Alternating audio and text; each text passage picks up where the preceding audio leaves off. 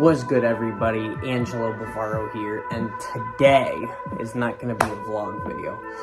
Actually, this video is going to just be an informative video, and I know. The thumbnail and the video title is a little deceptive. Why you will not reach your dream physique. Now, this video is not to knock anybody down. It's not to bash anybody. The whole purpose of this video is just to explain to you on how you actually could reach your dream physique. And some things that are also realistic that you might not think about. So, let's get into it. Number one, the best thing that you could do for your dream physique is stay consistent with your training. Now, what do I mean by stay consistent with your training? Well, if you go on social media and you scroll on your phone, you will see these jacked, lean, and shredded guys. And you're like, okay, that's cool. How do I look like them? Well, here's a picture of me when I was a baby boy, right? And then newly started to train. And here's a picture of me recently. Yep, big difference, right? Okay, so let's talk about how I got there. Well, one, I started when I was a lot younger. I've been training now for almost 6 years. And I was consistent with it.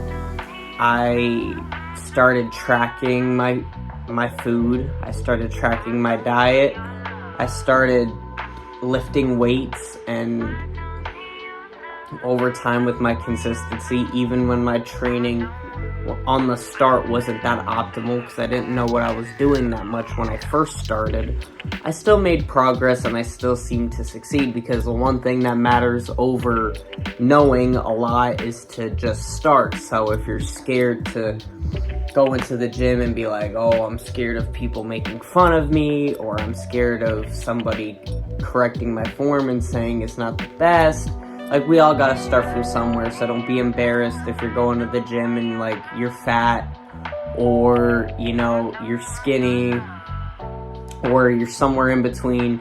Like, don't feel too bad about it, because everybody's starting somewhere, so don't be scared to feel that you're a little embarrassed to show what you have, because you shouldn't, because everybody's starting from somewhere. And on another note, you won't look like that forever if you apply yourself properly, so you shouldn't really let that bother you. So consistency is probably one of the best things on this list. Even if you don't watch the rest of this video leaving forward, consistency definitely is the key. That's how you will get big muscles. Number two, track your food. Weigh out your food, whether your goal is weight loss, weight gain, muscle gain, fat loss. Regardless, you should be tracking your food. I would recommend getting a food scale. Personally, you could get them on Amazon. They're cheap. You could even go to Walmart. I think they sell them for like maybe $8. Like, they're pretty cheap. So I would go get yourself a food scale, or you could go get yourself a high quality food scale. Either way would work out, and make sure you track it by either ounces or grams.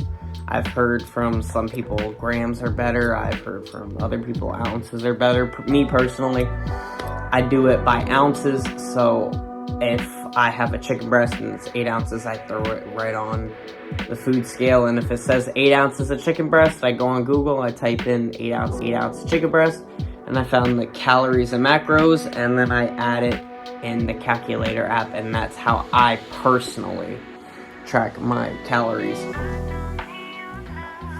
And really, you know, if your goal is to put on weight, make sure you eat in a surplus. I would recommend, for a lean bulking purposes, a 300 calorie surplus. Any more and you're mostly putting on fat, and any less you're kind of really wasting your time. So I would say like a 300 calorie surplus from whatever. So if you're eating 25, eat like 28. And yeah, same thing. If you're eating 25, eat 23. If you're trying to lose weight, eat in a 300 to 500 calorie deficit. When you're losing fat, you can lose fat a lot faster than you can gain muscle. So I would recommend, eating a 500 calorie deficit. And the highest I would let the deficit go up to is like 700 calories. Don't go over like 1,000 calorie deficit, because then you will be in like a range of, you might potentially lose muscle size. You don't want to do that. You work so hard in your bulks to get them, I don't think you want to lose them. Number 3, and this is a little bit underrated, but track your water.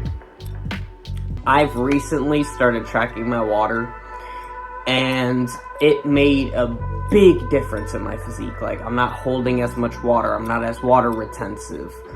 My muscles look more fuller, they're not as sore, they feel more hydrated, because what water does is it basically acts as a recovery process like protein does. So if I have enough protein and enough water in a day, my body will recover a lot faster. I'll feel better for my next workouts, and I'll be able to perform much more optimally. Also, make sure you add a little bit of salt. I personally recommend getting pink Himalayan salt or sea salt. Either way, it works really well. You know, like kosher sea salt, that works really well too. And put it on your food, because salt will help you hydrate, because it's electrolytes. You need your electrolytes, especially after you worked out. They are essential. I would personally put a lot of salt on my food before and after I work out, because I want electrolytes during my workout and after my workout. So I would recommend everybody tracking their water and staying hydrated, because, you know, 1, feeling dehydrated sucks. Number 2, your muscles perform way better hydrated, because a contracted, hydrated muscle will always outperform a dehydrated, probably most likely to cramp up kind of muscle. So I would always recommend you guys stay hydrated. Number 4, sleep.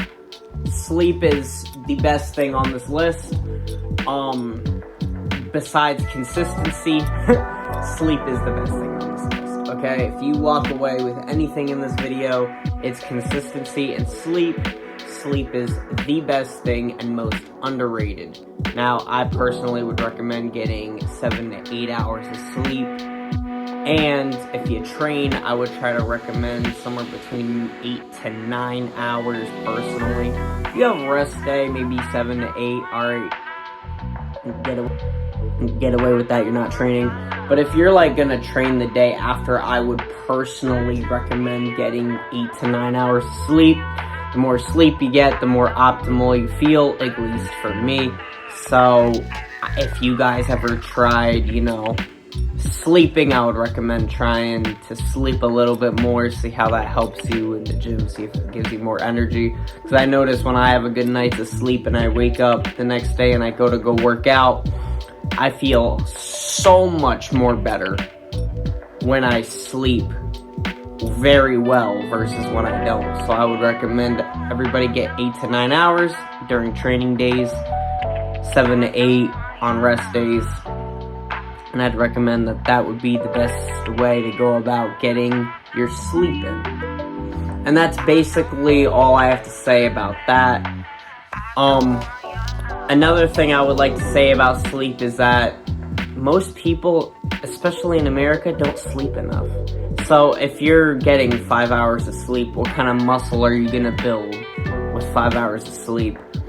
You basically shot yourself in the foot and you're getting nothing. So I would recommend sleeping a lot more, just for 1, hormonal functions, 2, recovery, and 3, just overall feel better. Because hey, if you're anything like me and you couldn't sleep some nights, you're pissed off sitting in your bed like, man, that's hours of sleep I didn't fucking get. So yeah, I would recommend just trying to sleep a little more. And that's about it, everybody. Hope you guys enjoyed this video. And yeah, So before I leave this video, let me end off by saying I'm going to recap. Consistency, food, so weighing out your food whether you're cutting or bulking, consistency with your training, drinking enough water, staying hydrated, and getting enough sleep so you can perform optimally. These are the 4 things that I would personally recommend to building your dream physique.